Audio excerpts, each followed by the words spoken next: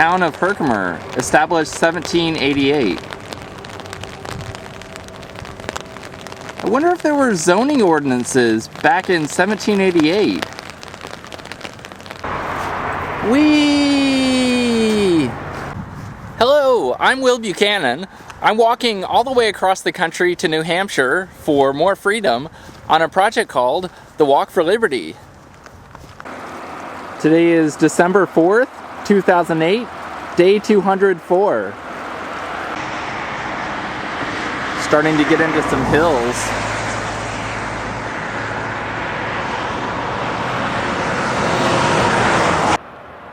Brooke discovered an interesting law today, which the New York State government requires businesses to obey.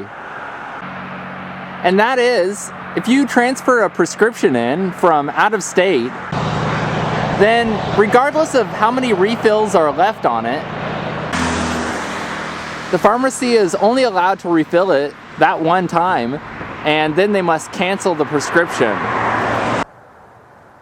For example, if I had had a prescription in Hawaii, which had 6 refills left on it, and then transferred it to a pharmacy which is in New York, the pharmacy is allowed to fill it for me once, but then they have to cancel it, and I can't use it anymore.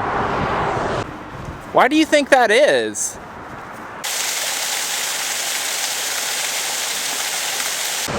Is it that the doctors within the borders of New York State are that much better than the doctors anywhere else in the country? Such that a New York State doctor needs to see you before refilling your prescription for your own safety. Or perhaps it's that the laws of chemistry and biology, as they apply to medicine, operate differently within the borders of New York State than they do anywhere else in the country. Somehow I doubt that it's either one of those two scenarios. While many things that government does are really veiled forms of protectionism for certain businesses, it's hard to imagine government protectionism being any more blatant than that New York State law. Obviously, the Doctors Association in New York has a pretty strong lobby to get the legislature to pass that law. However, I'm curious what their face reason for the law was. Did they even bother trying to come up with an excuse?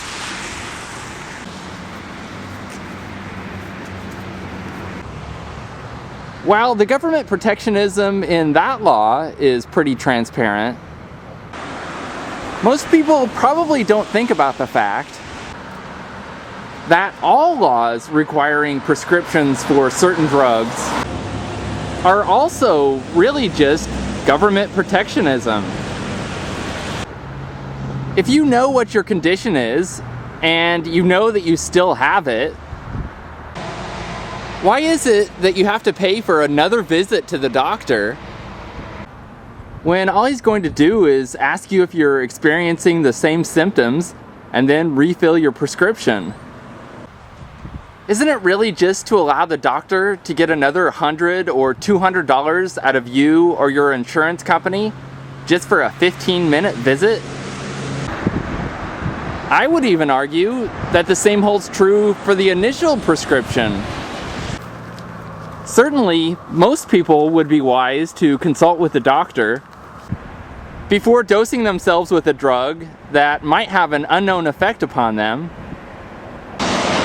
But then again, there are many other ways to do things that are unwise besides taking unknown prescription drugs, and which the government has no way of stopping me from doing. For example, I could overdose on non-prescription drugs like Tylenol or NyQuil, or drink a bottle of Drano that I have under my bathroom sink, or even just jump off a tall bridge. So why is it that I can't start taking Vicodin or Cialis or Ritalin if I so chose?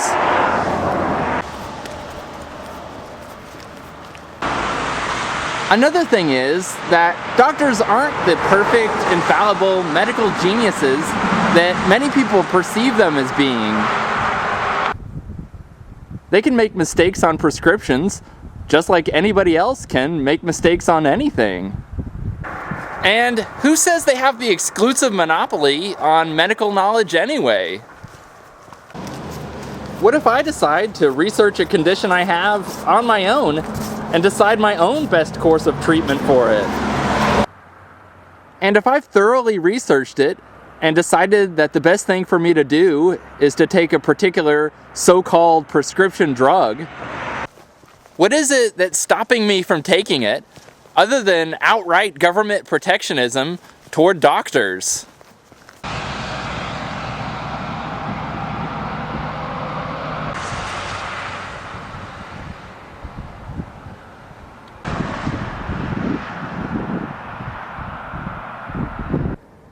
I walked just over 18.5 miles for Liberty today. Here's my position according to the GPS device. If you appreciate what we're doing to spread the message of freedom on the Walk for Liberty, then please consider contributing to our work at donate.walkforliberty.com. Even a contribution as small as $3 helps. Again, that's donate.walkforliberty.com. This is Will Buchanan, signing off.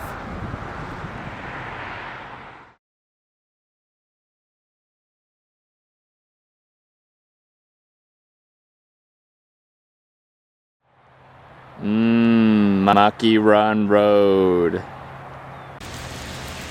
Big Willie's Pizzeria. Come fly away on the Salada Water Tower.